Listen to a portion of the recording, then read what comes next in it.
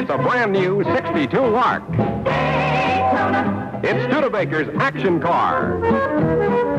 It's the new 62 Lark Daytona from Studebaker. Here's the car lover's car, for buffs who like the feel of a sports car but want big car room. The commercials of the 1960s were all about durability, dependability, and style. And no automobile manufacturer exemplified that better than Studebaker, a company with a rich history dating back to the mid-1800s. All padded on the Lark Daytona with wood grain panel and recessed instruments. And if you like the precision response of a 4-speed gearbox, Lark Daytona has an optional one that works as slick as a hot knife through butter. Well, actually, they were an old established company, even from the horse-drawn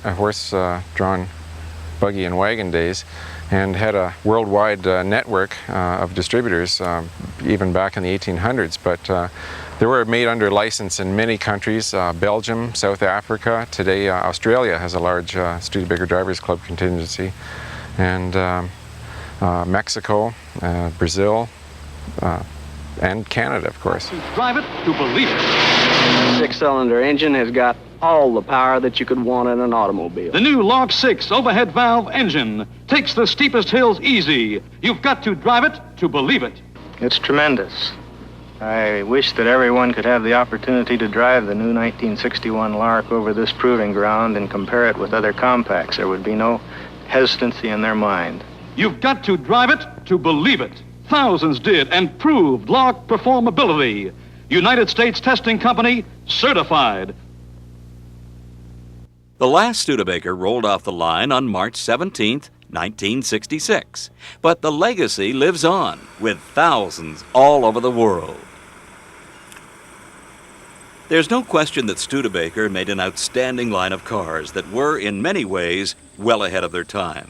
But the question remains, why did they die? Basically, it was mismanagement, I guess, as most companies' problems are. But from the early 50s, if I can go back just a little bit further, they had a body that they came out with just after the war. First by far with the post-war car was the slogan, and they updated the body a little bit up until 1952 and started with this body in 1953. By the early 50s, they were the only independent with an automatic transmission that came out in mid-1950. And they had a modern overhead valve V8 that came out in 1951. So mechanically, they were quite up to date by 1951. Actually, in 1952, they wanted to bring something out rather spectacular for their centennial, but they didn't know what they were going to do exactly, and it took too much time. So the 53 appeared just after their centennial. Studebaker's fortunes fell with the sales contests that Ford and Chevy had in around 1953, when Henry Ford said he wanted to make Ford #1 or break Ford doing it.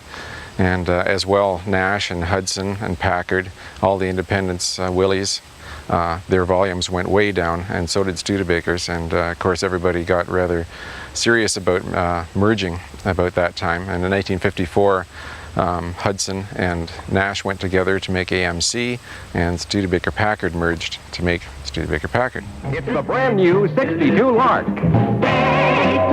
It's the action car for you. Available in convertible and hardtop with optional sunroof at your Lark dealers now.